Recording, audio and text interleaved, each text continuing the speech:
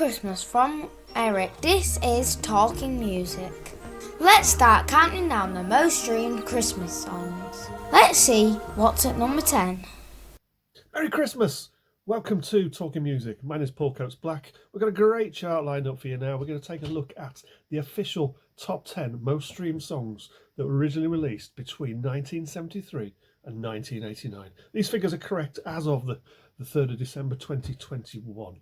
So it's not going to include songs that were originally released prior to those dates but subsequently charted during them. Neither is it going to include songs that were massive hits during those periods, but not festive songs. So no Bohemian Rhapsody in there, despite its 9 weeks on the top. So what was at number 10?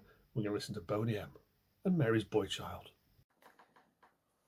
Well, now, hello on this very special Christmas Day show. We have a treat for you. I'm joined by Paul Coates Black. Happy Christmas, Chris. Happy Christmas. And in vision on YouTube, if you're watching, hello to you. And if you're listening on the radio, wherever you are in the UK, a very Merry Christmas to you all as well. If you're in vision, you'll be able to see that we are suitably decked out in appropriate attire. Absolutely, we are. We are making the effort. We've got our festive jumpers. Decorations behind us and everything, I should say. There, look, festive decorations.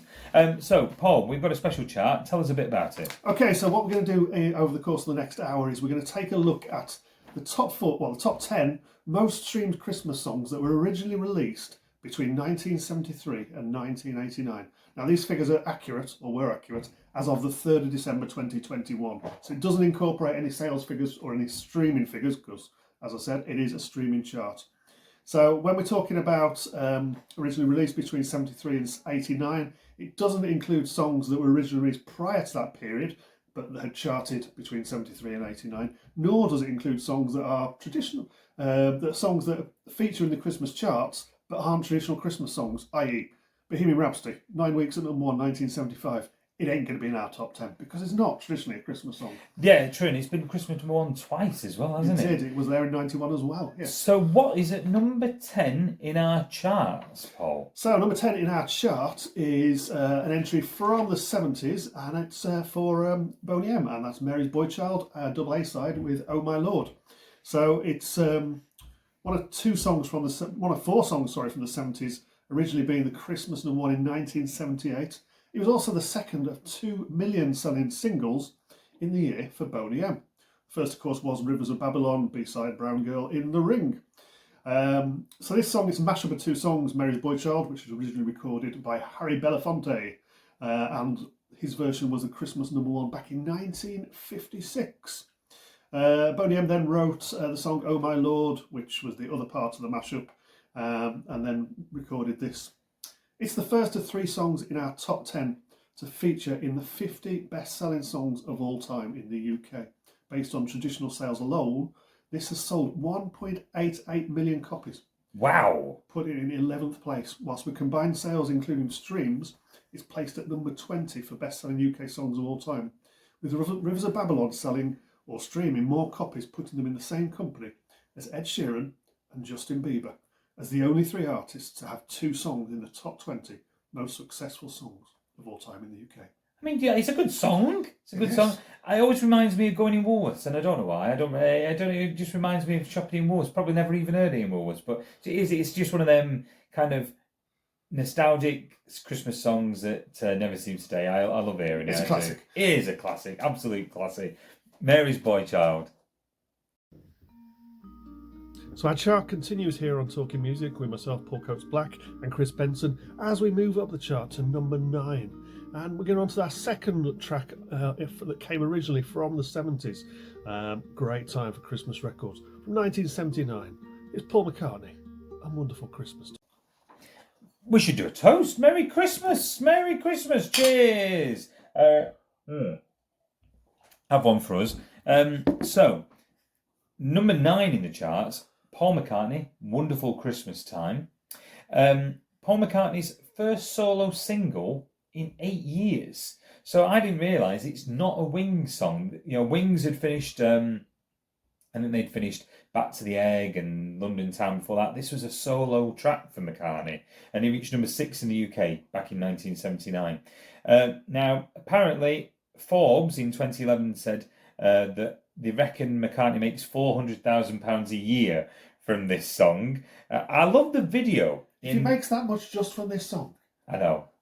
One of his Beatles and this stuff. isn't his biggest song. No, absolutely not. No, it makes you think, doesn't it? The video, in case you're interested, and you'll see it a lot over Christmas, was filmed at the Fountain Inn in Ashurst in West Sussex. And it's in a pub. The pub is still there. Wow. So there you go. If you're ever near there, go in the Fountain Inn. It is still there. This wasn't on an album, though. It was added as a bonus track in a 1993 CD reissue for Back to the Egg. But no, it wasn't on an album intentionally. But good Christmas song. Yeah. I don't think he's not done many Christmas songs. I can't think of another one. Maybe, I think... The Frog song was released at Christmas, I think, a few years later. So that falls into the novelty record. That would probably fall in the novelty category. But yeah, it's a good Christmas song, isn't it? It's a great song. And again, it's a classic that, you do. It features in our stream chart for a reason, because it's popular with the masses, and it's played regularly year on year and on radio, absolutely, TV, adverts, everywhere. Wonderful Christmas time. And no Christmas chart will be the same without our next choice, a perennial favourite that has been played, well, since 1973, continuously. As soon as you hear two words, you know what's going to come up next. So, with no further ado, here on Talking Music with Chris Benson and myself, Paul Coates-Black, we're going to take a listen to Slade. And Merry Christmas, everybody. Well, here at number 8 is a song that I think everyone knows. Merry Christmas, Everybody, of course, by Slade. And it was written by Noddy Holder and the bassist, Jim Lee. They co-wrote it. It was their 6th and final number 1 single in the UK, and it beat Wizard in the charts in 1973 at the time of release. And as of December, I think this is as of December 2012, I think it had sold 1.32 million copies in the UK. 10 weeks before the song was recorded, the drummer, Don Powell, was injured in a car accident, and his girlfriend, Angela Morris, was killed. Now, Powell himself was in a coma for almost a week, but he recovered and joined the band to record this song. Wow, there you go. That is it. I didn't know that. In terms of people, obviously a lot of people have covered it, but did you know the Spice Girls covered it on their Christmas in Spice World tour? I've not heard that version.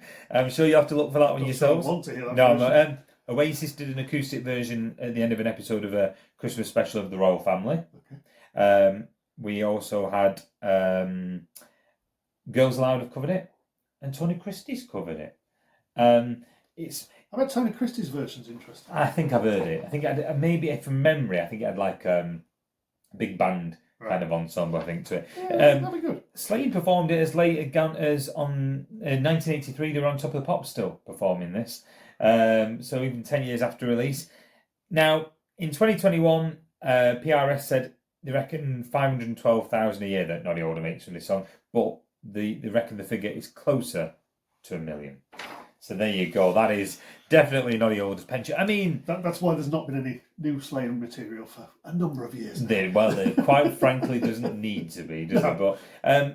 But it's a great song. I mean, it's one of those timeless Christmas songs that they'll still be playing in 50 years' time, I imagine, won't they? Along with White Christmas and everything else, and the Mariah Careys and the stuff that absolutely isn't necessarily going to be featured. Well, isn't going to feature in our chart because it doesn't meet the time period. But there is stuff in our chart that, if we'd sort of looked back over the last 70 years, would have been there, like your Bing Crosby's and your Elvis's and the Beatles. They had 3 successive Christmas number 1s. So yeah. Here, Merry Christmas, everybody. Welcome back to Talking Music. Happy Christmas, everybody. Hope you're all having a wonderful day. We're continuing our chart now as we climb up to number 7 and our first song from the 80s. Wasn't a massive hit at the time, but as you're going to hear, it certainly has stood the test of time. This is Chris Rea and Driving Home for Christmas. So, Paul, what is at number 7 in our charts? So the number 7 in the charts was physically released twice in the 80s. Initially it came out in 1986 as the B-side to the single Hello Friend. That song peaked at number 79 in the UK. It was released as a track then off the Christmas EP in 1988. This time stalled at number 53 in the charts. Wow. We are, of course, talking about Chris Rea and Driving Home for Christmas. So between the two releases, it was re-recorded. The original had been set to keyboard before the 1988 version that was re-released or was re-recorded with the accompaniment of strings instead. Despite the lack of success, since Stream was introduced into Chart Countdown in 2007, it's made the top 100 of the charts each year for at least a month, steadily climbing higher until it reached its peak in 2021 at number 10. Since its 1988 release, the song spent 68 weeks in the UK Top 100. In interviews in the early part of the century, Rea told journalists the song originated from a journey at the end of the 70s back home to his town of Middlesbrough from Abbey Road Studios in London, where he'd been recording. He was out of contract from the label, and without a label to pick it up, the train fare, his wife drove down to collect him in their Austin Mini. On the journey back up, it was snowing, and with heavy traffic, he started putting lines together based on the misery of other road users at the time, writing them down at times when the car was stuck near a street light. That is incredible. That is amazing. Song, it is a brilliant song. I noticed for the music, for the video channels, they didn't have a video for it at the time, so they refilmed one years later, and they got people like Martin Shaw out of the Professionals, and I think Lionel Blair and people like that to be in the video for something that didn't exist on the time of release, just so we get some airplay at Christmas on the Now Christmas and things like that. But it is a wonderful song. Yeah, unsurprisingly, it's not a song that Chris particularly is fond of now and doesn't particularly play. Although apparently it does occasionally at Christmas tours pull out all the stops, right, and play it and have snow cannons and the like every so often. Probably once a decade. I think it's a bit of a Scrooge. Merry Christmas, everybody. Hope you've all been behaving, having a great Christmas day so far. Hope the kids have not been up for hours if you've got them at home. But hopefully you're all having a wonderful time. We're going to continue our chart with number 6. And Wizard. I wish it could be Christmas every day. Sounds a bit expensive to me. So, Paul, what is at number 6 in our charts? A little while ago we mentioned the chart battle of 1973, similar to the Battle of Britpop some 22 years later. You were talking about Slade and Merry Christmas Everyone. And number 6 in the chart is Wizard. And with I Wish It Could Be Christmas Every Day. So this peaked with 4 weeks at number 4 in the charts in 1973, spending 9 weeks in the chart. He would also, at the same time, the singer-songwriter Roy Wood would be in the chart with his first solo single, Forever, and that would spend 3 months in the chart. This song was in the chart from the start of December till the start of February. It was Wizard's third release of the year. Both the other two, See My Baby Jive and Angel Fingers, reached number 1. The song was subsequently reissued in 1981, at which time it was discovered the original tapes had been lost, so the song was re-recorded with a new school choir. Sadly, this time it stalled again, reaching just number 41. Subsequent reissue in 84 reached number 23. To date, the song has returned to the top 100 each year since 2007. It's estimated to earn Roy Wood £180,000 a year. No wonder he wishes it could be Christmas every day. That's interesting you said over the re-recording in 81, because I remember, I think it was the Christmas Eve 1981 Top of the Pops and Wizard are on it, and the song does sound a little bit different. And I thought, I wonder why. You just answered my question. Now we know. Now we know. I mean, it's quite a long song as well. I think it's almost at 5 minutes for a Christmas song. It's quite long, but it's again one of those that as soon as you hear it in the kind of the cash register or whatever it is at the beginning, it's just iconic, isn't it? It has had various releases under Roy Wood's big band and other similar sort of names as well. Yeah, another classic Christmas song. Well, and of course Roy Wood also in history, because with the band before Wizard, The Move, they were the first band to play on Radio 1, 1967, Flowers in the Rain. They're useless Christmas Day trivia for you. And he's also involved in the setting up with Jeff Lynne of Electric Light. Do you know what? I thought there must have been kind of some East Midlands connection, and I should have trusted myself. Wish it could be Christmas every day.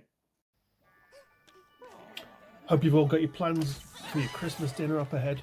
If you've not got your sprouts on yet, I suggest you head towards the kitchen and start them boiling. It takes ages to get those sorted, doesn't it? If you want to have them, that is. Personally, I'm leaving them out. Anyway, we're going to continue with our chart. Have a great day, everybody.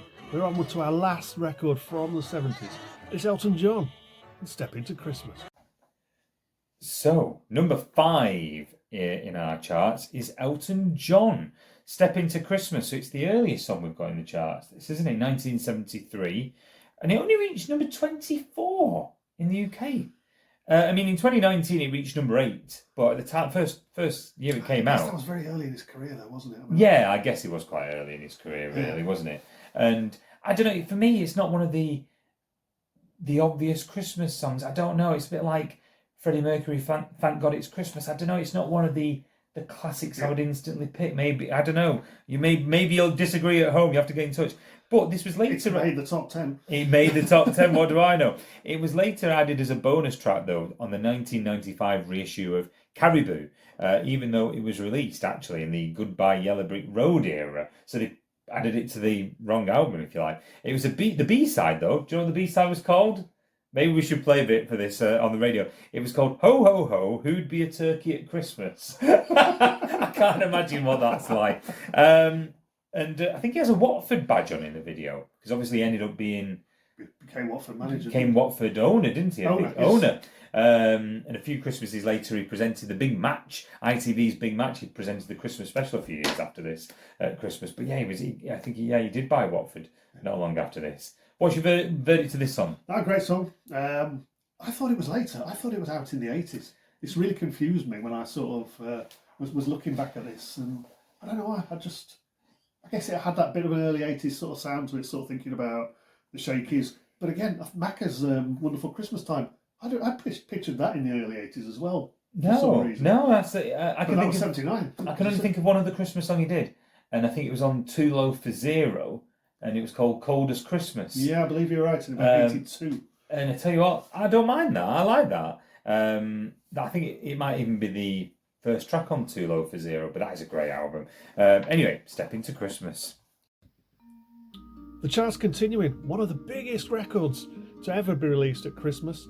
And it's so successful, it's been at the top of the chart on 4 different versions of the same original song. But it's not made number 1 in our chart. Keep listening to find out what it is whilst we have a listen to Band-Aid. So, back to you. Number 4, Paul, in our charts. What's number 4? So we're going all the way back to 1984. The song that kept Wham's Last Christmas from number 1 on its original release. Since then, this song has had 3 further recordings based on the original song. The first one came out in 1989, produced by Stock Aitken and Waterman. Released again in 2004 to celebrate the original release and its 20th anniversary. And again in 2014 for the 30th anniversary. All 4 versions have claimed the top spot. We are, of course, talking about Band-Aid's Do They Know It's Christmas? Penned originally by Bob Geldof and Midge Ure of course, the Boomtown Rats and Ultravox fame in response to the Ethiopian famine in 1984. It just featured a who's who of the stars of the time. Culture Club, Duran Duran, Spandau Ballet, Boomtown Rats, Ultravox, Bananarama, Paul Weller, Paul Young, Bono, who'd also be on everything but the 1989 version, and Kool and the Gang. The song was successful worldwide, raising around $24 million US, with 1985's Live Aid and USA for Africa generating a further $150 million US for famine relief. The first 3 versions all raised funds for the same cause, with the 2014 version raising money for Ebola relief following the outbreak in Western Africa at the time. The song to the day remains one of the biggest selling records of all time, being beaten in the UK only by Elton John's Candle in the Wind 97, following the re-recording ahead of Princess Diana's death. It's a great version, obviously, when you think about how quickly they put it together. Yeah. I think it was the end of November, wasn't it? Yeah, it was in the shop. I mean, I remember watching the Live Aid DVD when it came out. Obviously, the dates when you see the Michael Burke BBC News report that went out, literally, it was just so quick that they must have all put it together. It's amazing, really. And they were flying people from across the Atlantic, weren't they? Absolutely. They were in the States to do their relevant bits. So it's like, yeah, they've agreed to be involved, so come on. I quite like I think it was the 2004 version. I think it had Chris Martin in. And there was a bit of rapping in the middle, wasn't there? Yeah. Paul McCartney appears again, I think. Right. But I don't mind that one. Stock Aitken and Waterman, I can kind of take or leave. But again, it's got Kylie and it's got Sonia in, but I have to say, I can't remember it. I know. But they're my guilty secrets. But the original, of course, the best. Absolutely. It's a classic. It is. We're getting ever closer to the top of the chart now. Our next track, well, this is what it's all about. It's from Shakin' Stevens. It's Merry Christmas, everyone, at number 3. Number 3 in our charts then. Merry Christmas, everyone. Shakin' Stevens. Oh, this has got to be one of your favourites, I'm guessing. I love it. Yeah, I do love it. Number 1, Christmas 1985. Now, the music video looks like Lapland, but it's not Lapland. I didn't know this until I was researching it. It's Sweden. It was actually filmed in Sweden, but the song was recorded in 1984 and was put back a year because of Band-Aid. So I didn't know Got to that. number 1, very sensible. Very sensible, very shrewd move. So whoever made that decision, it was a very clever one.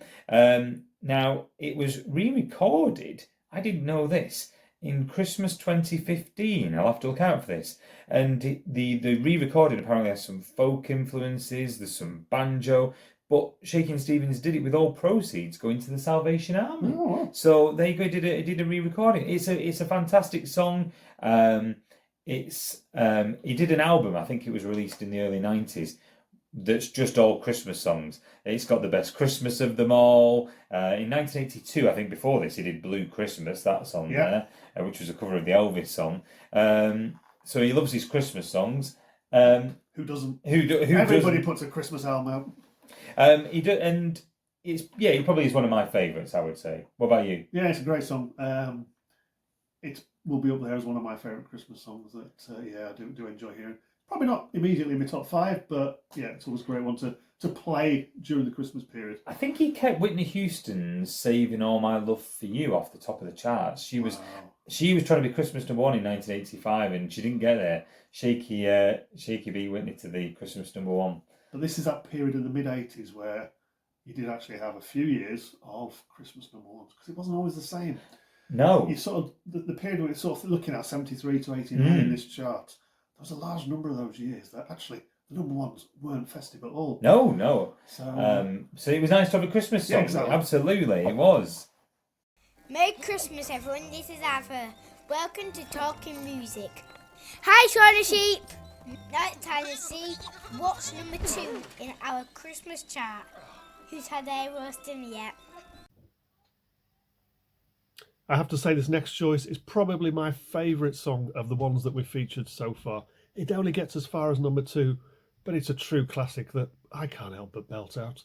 I'm sure there's many people out there exactly the same. So have a wonderful day, everybody. It's Merry Christmas from everyone here at Talking Music. I'm Paul Coates Black, with Chris Benson, your host, of course. And we're going to take a listen to the Pogues and Kirsty MacColl with a fairy tale of New. So we're rapidly approaching towards the top spot. So our song at number 2 in the most streamed songs originally released between 1973 to 1989 was originally released in 1987. However, due to the ability of downloads to chart even without a physical release, coupled with a more further boost from streaming data, it's re-entered the top 75 every December since 2005. It's now made the top 20 on 18 separate occasions, including 17 times in successive years, and the top 10 on 9 separate occasions, including individual runs of 3 and 5 successive years, feats that no other single can match. Its 19 visits to the chart now total 113 weeks on the official UK top 75, making it the 5th most charted song of all time. At the time of its original release, the song spent 9 weeks in the chart, 2 which at number 2, kept from the top spot by the Pet Shop Boys version of Always on My Mind. If you've not guessed what it is yet, we are talking about Fairy Tale of New York by the Pogues, featuring Kirsty MacColl. Now, the song itself was originally written a year earlier as a wager between the Pogues and their then producer, Elvis Costello, that Elvis reckoned he can't write a Christmas song. So, frontman Shane MacGowan sat down with a bottle, obviously,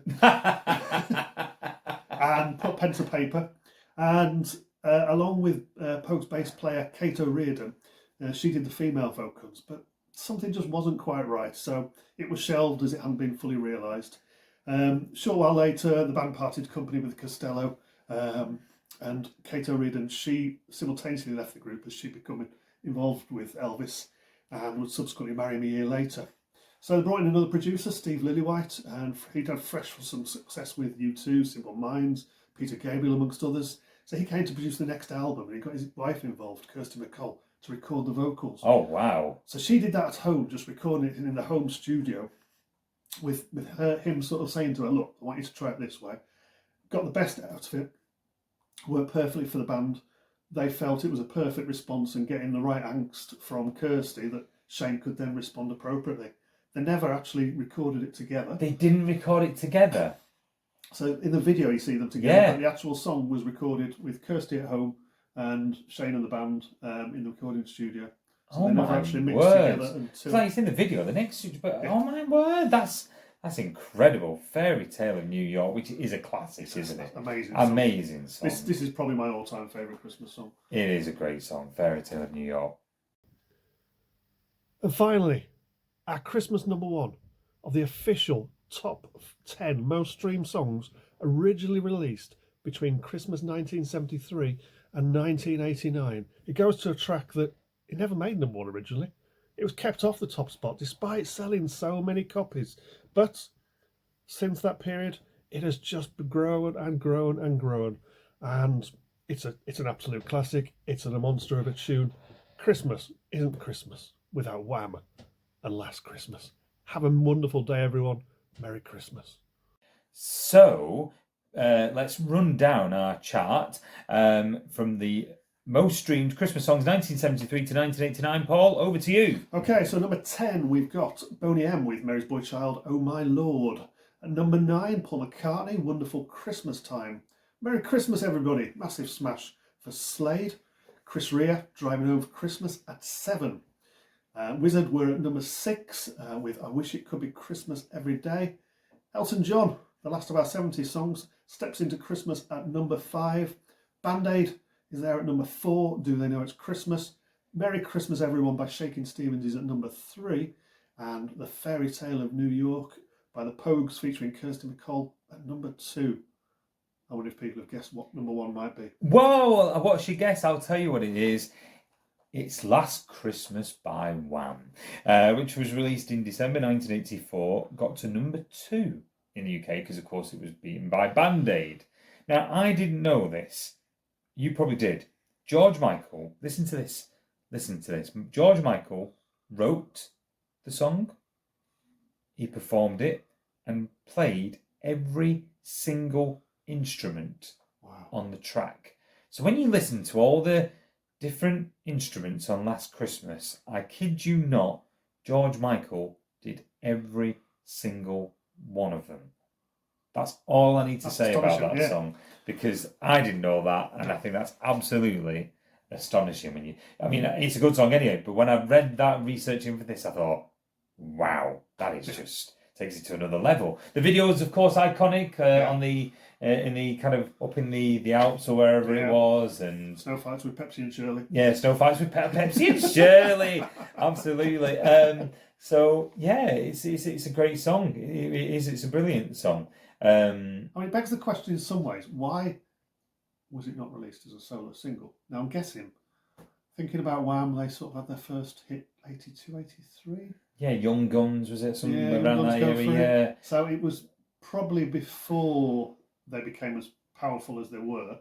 This was the peak, wasn't it? So absolutely. From here, this, I guess, 84. They'd had Wake Me Up Before You Go. Yeah. Next year there'd be Freedom, and then of course a year later, 86. That would be it. And he didn't do anything solo officially till, was it Faith 1987? I think. Yeah, was it? 87. Yeah. So yeah, you're right. It could have easily been released as a solos, but maybe they thought commercially Wham would sell successful. It. Yeah. But I think we've discussed before that one of his solo singles, Careless Whisper, which was number 1 for George Michael before the end of Wham.